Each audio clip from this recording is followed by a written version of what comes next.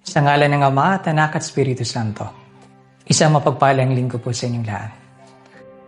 Ngayong linggo po sa ating Ebanghelyo, kunikwento na pinauna ni Jesus ang mga disipulo sa bangka para maglayag. At habang sila'y naglalayag, maalon po yung panahon. Itong larawan na ito ay nagpapaalala po sa atin na tayo po ay isang komunidad na naglalayag patungo kay Jesus. At hindi po magiging madali ang ating paglalayag. May tatanong natin, ano ang mensahe na mapupulot natin sa ating liturhiya ngayong linggo? Dalawa po.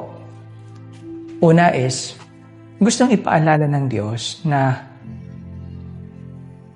sa ganitong panahon, pag maalon o nalalagay sa peligro ang ating buhay o maraming pagsubok ang ating buhay, hindi po nagpapabaya ang Diyos.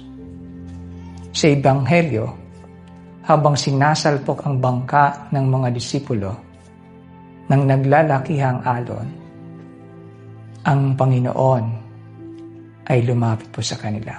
Si Jesus ay lumapit po sa kanila. Nang ibig sabihin, patuloy pong kumikilos ang Diyos sa mga panahong marami tayong nararanasang pagsubok.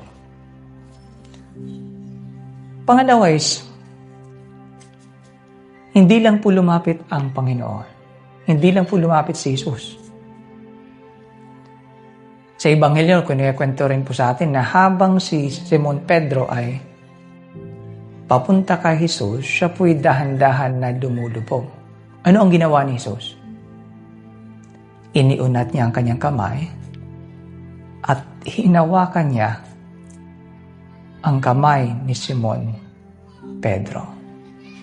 Mga kapatid, sa mga panahong tayo'y dahan-dahang lumulubog, always remember na iniuunat ng Panginoon ang kanyang kamay at hinahawakan niya tayo para hindi lumubog.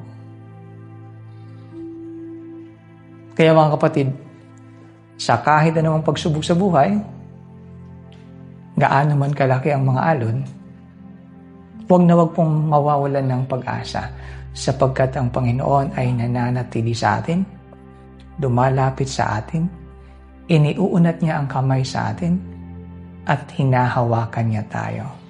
At ito'y mararanasan po natin sa pamamagitan ng ating mga kaibigan, sirkumstansya, o sa pamamagitan ng simbahan. Sa ngalan ng Ama at Anak at Espiritu Santo.